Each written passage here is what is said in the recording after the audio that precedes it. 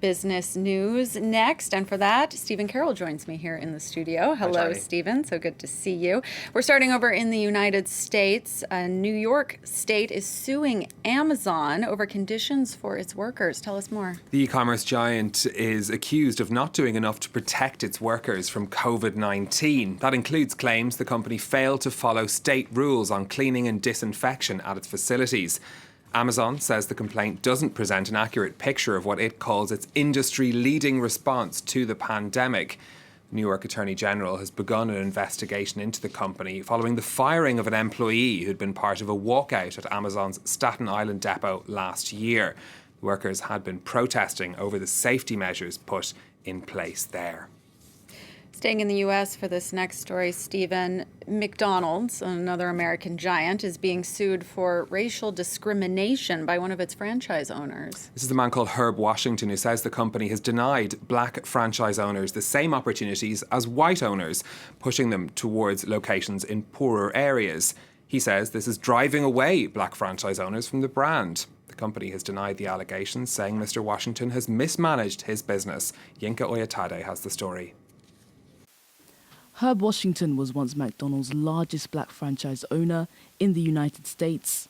Now he's suing the fast food giants for racial discrimination, claiming the company pushes owners like him to poorer areas where they make less profit. The allegations follow a rapid fall in the number of black franchisees. We had close to 400 McDonald's owner-operators at one point. Today we have about 186, 187. The cash flow differential in different parts of the state can be hundreds of thousands of dollars per store, less than their white counterparts. Herb Washington once owned an empire of 27 McDonald's restaurants. Today he has just 14.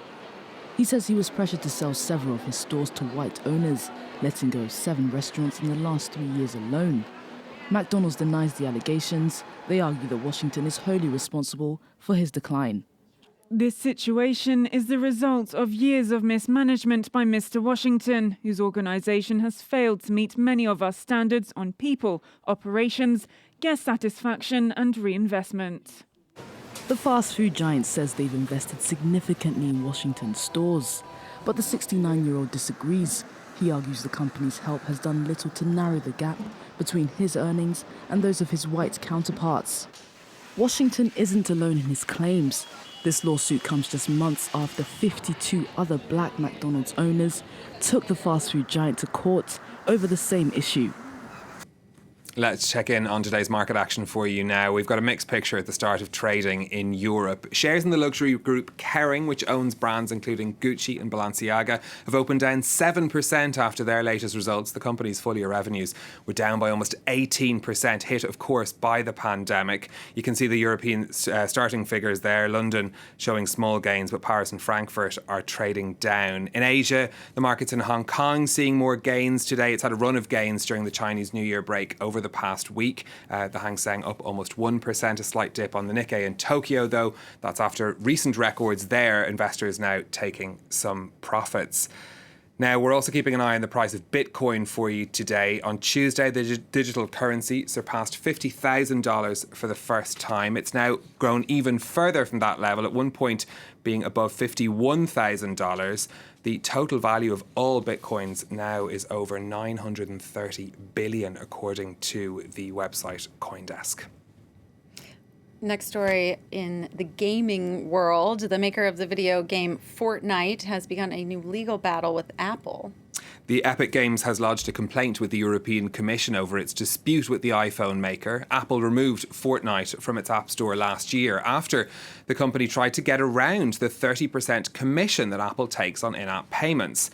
Epic Games argues that the tech company is abusing its dominant position and is calling for fairer competition on Apple's systems. Apple says it applies all the same rules to all developers and that Epic had broken them. The game maker has already taken legal action against Apple in the United States.